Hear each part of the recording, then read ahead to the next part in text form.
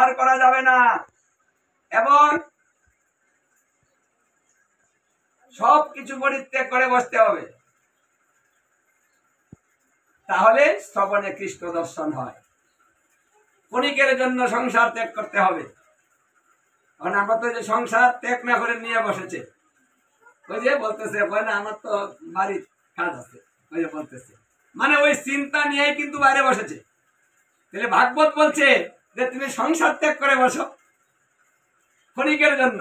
আমরা ক্ষণিকের জন্যও কিন্তু ত্যাগ করতে পারতেছি না। হ্যাঁ, এখানে বসে বাড়ির চিন্তা, না জানি কি হচ্ছে, না জানি আইসা করছে, ছেলেটা খাইলো কিনা, স্বামীটা আইলো কিনা, দরজাটা খোলা কিনা, মানে এখানে বসে বিভিন্ন চিন্তা। এই চিন্তা করে কিন্তু শ্রবণ করলে শ্রবণ হয় না। এই জন্য সাবধান বাণীগুলা তিনি বলেছিলেন যে শ্রবণে সব হবে, কিন্তু কিছু পরিত্যাগ করতে হয়। কিছু না দিলে কিছু পাওয়া যায় না, কিছু ত্যাগ করতে হয়। ত্যাগে সব মিলে ভোগে কিছু হয় না। এই যে কিছু আহার করা যাবে না, এখন মুখের মধ্যে পান দিয়ে কুসকুস করে চাবাবেন, তাহলে কি হবে? এক কথা শুনবেন আর এক কথা শুনবেন না। কারণ মুখের ভিতরে কিছু থাকলে কিন্তু কথা বোঝা যায় না। কারণ আপনি না বুঝেন, চাবাইতে থাকেন, চাবাইয়া চাবাইয়া শুনেন, দেখবেন কয়টা শুনেন, কয়টা বুঝতে পারেন। আহারে কিন্তু শ্রবণ নষ্ট করে। এই জন্য ভাগবতে কিছু আহার করতে নেই। বেশি না মানেন, কিছু তো মানবেন। বেশি না বসলেন, অল্প তো বসবেন। বেশি না শুনলেন, অল্প তো শুনবেন। এই অল্প সময় ভালো শুনেন। অল্পর ভালোর অল্প ভালো, মানে অনেক ভালো না যদি খারাপ হয়, তাই না? কথা অল্প ভালো যদি ভালো হয়, খারাপ কথা বেশি ভালো না। এই জন্য গীতায় বলেছে বেশি কথা বলো না, নিরিবিলি বাস করো। তাহলে কি হবে? বলছে মন সুন্দর হবে, মন চঞ্চলতা দূর হবে। কথা যত বেশি হবে, মন তত চঞ্চল হবে, আর যত কথা হবে তত ঝগড়া হবে। বিশ্বাস করেন না? যদি না করেন, স্বামী স্ত্রী একটু আনন্দ ফুর্তি করেন তো কথা বলেন। স্বামী স্ত্রী কথা বলে না, কি গো, এটা এটা হাসাহাসি করে না, দেখবেন হঠাৎ করে লাগা যায় ওই হাসাহাসির মধ্যে, লাগে না? খাপের খাপ। কারণ কথা বলতে বলতে এমন একটা কথা চলে আসে, কি কি কইলি, কি লাগে না? আমি কি কইলাম, তুমি আর আমি হাইসা কথা কইতেছি, খারাপ কিছু কইছি, ঠিক বাহ, এত সময় ভালো কথা হলো, এক কথার মধ্যে লেগে গেল। হয় না? না আপনাদের মধ্যে এগুলো হয় না? হয় না? হয়। এই জন্য কথা কম বলবেন। যদি বলতে হয় কৃষ্ণ কথা বলেন, অন্য কথা বেশি বললেন না, তাহলে ঝামেলা কম হবে। এটা কলিকাল, সুযোগ পেলেই কলহ শুরু হয়ে যাবে। এই জন্য বলছে কথা কম বলো আর নিরামিষ আহার করো, তাহলে তোমার মন সুন্দর হবে, চঞ্চলতা দূর হবে। মনকে বসে রাখো, বুদ্ধি খাটাও। কারণ মন ছেড়ে দিও না, বিপদগামী হবে। এটা মনের কাজ, ওদিকে যাবে ওদিকে যাবে ওদিকে যাবে, ওটাকে ফিরিয়ে রাখতে হবে। কে কথাটা বুঝেছ? মন চাইলেই কিছু করা যায় না, মনের উপরেও আমাদের নিয়ন্ত্রণ থাকতে হবে। কথা বলে আবার কথা, যতই বলি না কেন বাড়িতে মন যাবই। আর আমরা বাড়ি ঘরে এত ভালোবাসি, হ্যাঁ, যদি অসুখে পড়ে থাকে, মরেও যায়, তবে দেখ কথা খালি বলবো আমার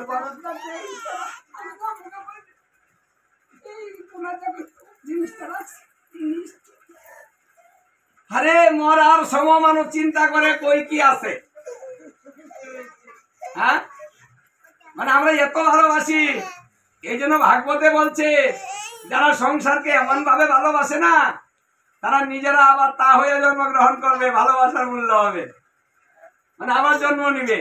যদি কেউ এই খারাপ স্বামীর ঘর করে না, করে চিন্তা করে না, মরার স্বামী, মানুষ কত ভালো স্বামী পাইলো, আমার কপালটা খারাপ, আমার কপালে ভালো থাকলে হইলো না, মরার সংসার সবসময় চিন্তা করে না।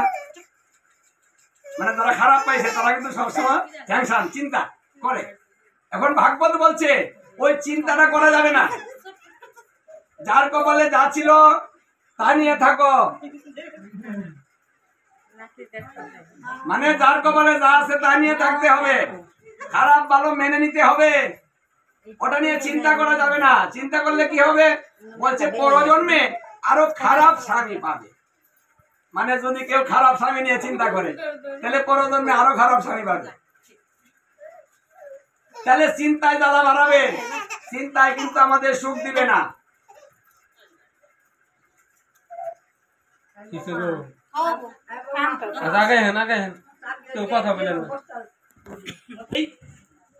অল্প সময়ে যেন ভজন হয়। এক গুরুদেব এক শিষ্যকে বলল যে বাবা রে তুই মন্ত্র নে। সবাই মন্ত্র নিল, তুই মন্ত্র নেস না। পাজি বলতেছে এইসব 2-4টা মন্ত্র আমি অনেক শিখেছি, এটা ভালো লাগে না। গুরু মন্ত্র আমি জীবনেও নিব না, কারণ এগুলো হলো ব্যবসা। একটা করে মন্ত্র দেয় আর টাকা নিয়ে যায়, তাই আমি এগুলো নিব না। আমি অনেক মন্ত্র শিখেছি, আমি নিজেই কত মন্ত্র জানি, আমার কাছ থেকে আরো নিয়ে যাও। গুরুদেব কয় তুই তো মন্ত্র নিবি না।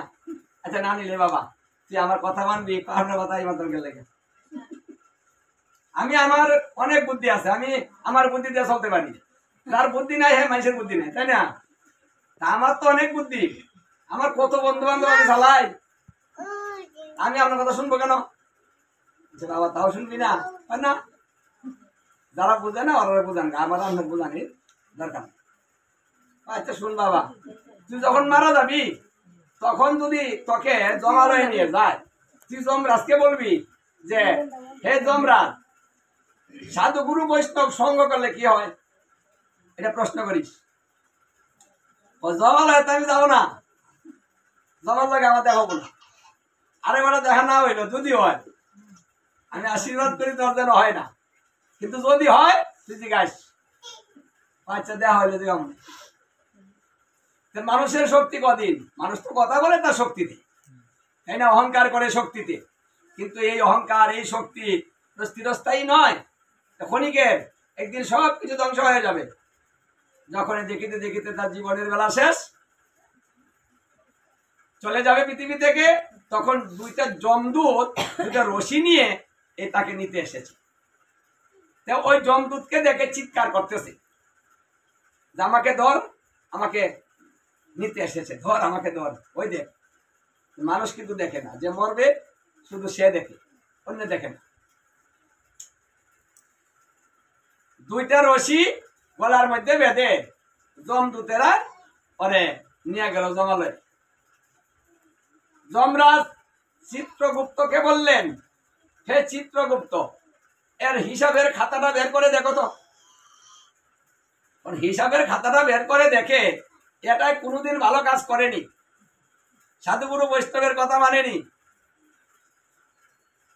ধর্ম করেনি, হরিনাম করেনি, তাই তার পুণ্যর ঘর শূন্য হয়ে গিয়েছে, আর পাপের ঘরটা পূর্ণ হয়েছে। তাই বলছে হে যমরাজ, ও কোনোদিন পুণ্য করেনি, একেবারে শূন্য, জিরো।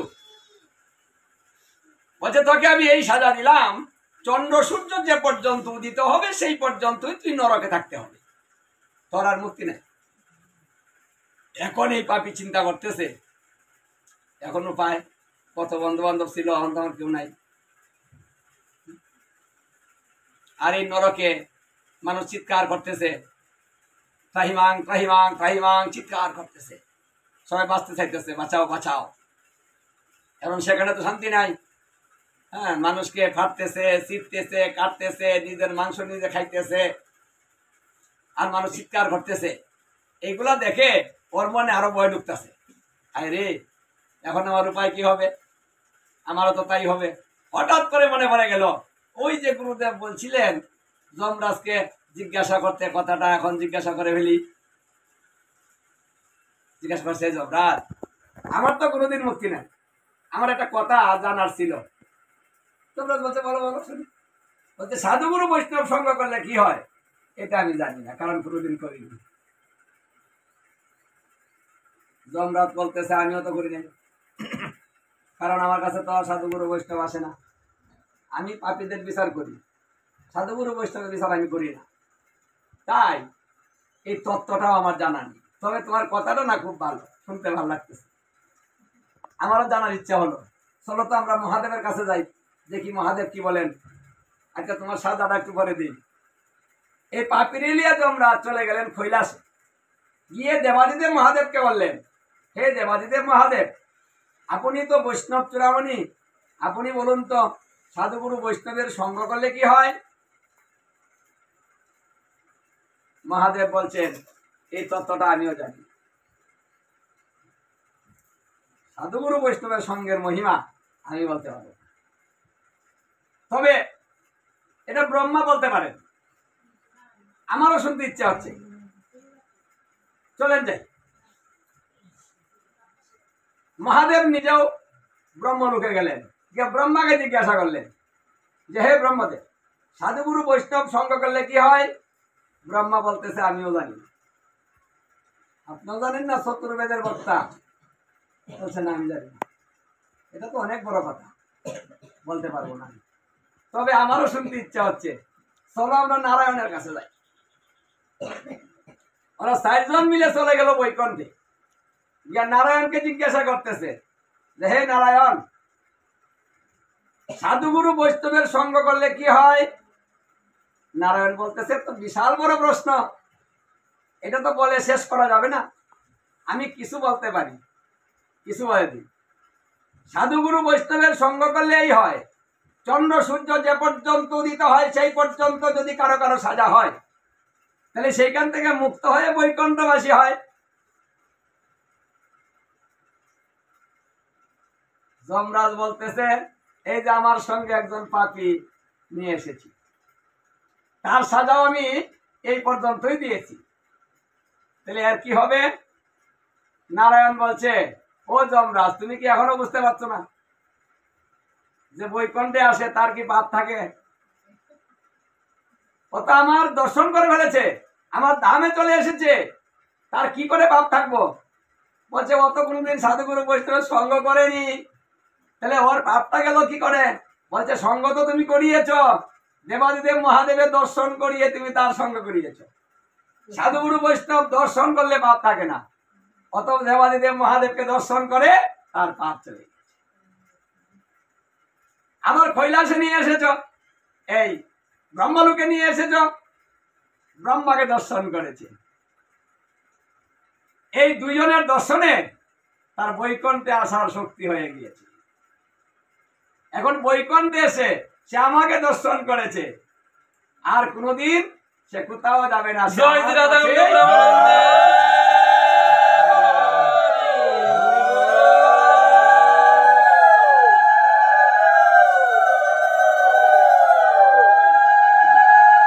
তাহলে যমরাজ বললেন আমি তো তা জানতাম না, সাধুগুরু বৈষ্ণবের সঙ্গের এত মহিমা, এদের দর্শন করলেই এত পাপ চলে যায়। ওই পাপিষ্টকে বৈকুণ্ঠ রেখে যমরাজ চলে আসে, এসে সবাইকে ডেকে বলল, হে যমদূতগণ, তোমরা শ্রবণ করো, যারা সাধুগুরু বৈষ্ণবের সঙ্গ করে, যারা কথাও একটা পালন করে, তাদের কাছে যেও না। এই ব্যক্তি একটা কথা পালন করেছিল, সাধুগুরু বৈষ্ণবের সঙ্গ করলে কি হয়? এক প্রশ্নের দ্বারাতে সে কিন্তু সমস্ত পাপ থেকে মুক্ত হয়। সাধুগুরু বৈষ্ণবের একটা কথার দাম কত, যদি কেউ মেনে চলে তাহলে এক কথার মূল্য অনেক। তাই যারা সাধুগুরু বৈষ্ণবের সেবা দেয়, দর্শন করে, ভালোবাসে, পূজা করে, ওদের কাছে যায় না। যারা তুলসীর মালা কণ্ঠে ধারণ করে, হে যমদূতগণ, তার কাছে যেও না, তাকে প্রণাম করিও, আর সেখান থেকে বায়ু বেগে চলে যেও।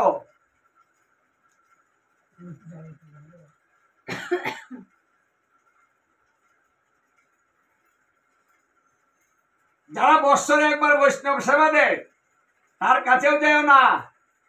যে গৃহে বৎসরে একবার গীতা ভাগবত অধ্যয়ন হয় তার কাছেও যেও না।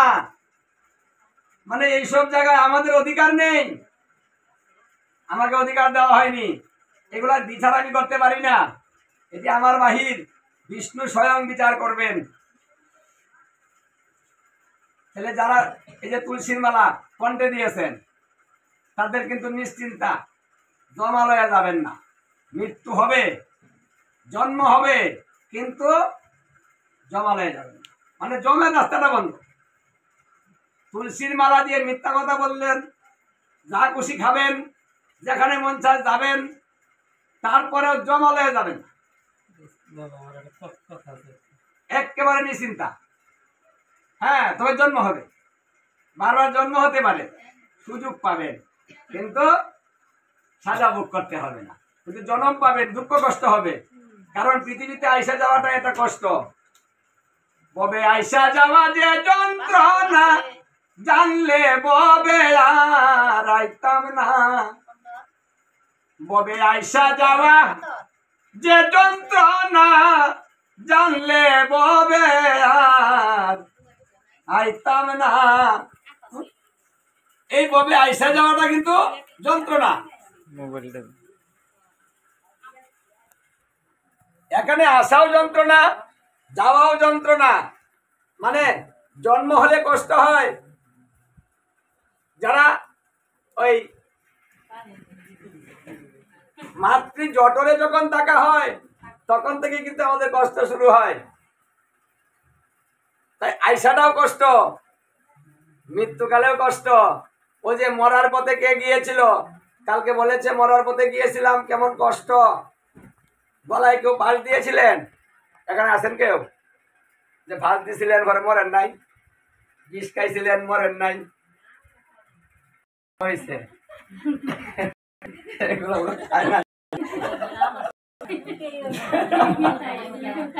যাই হোক, তাহলে তোমরা এই মরার স্বাদ বোঝো নাই, তাই না? বোঝো নাই, মানে তাহলে বুঝতাম যে মরাটা কিরকম কষ্ট।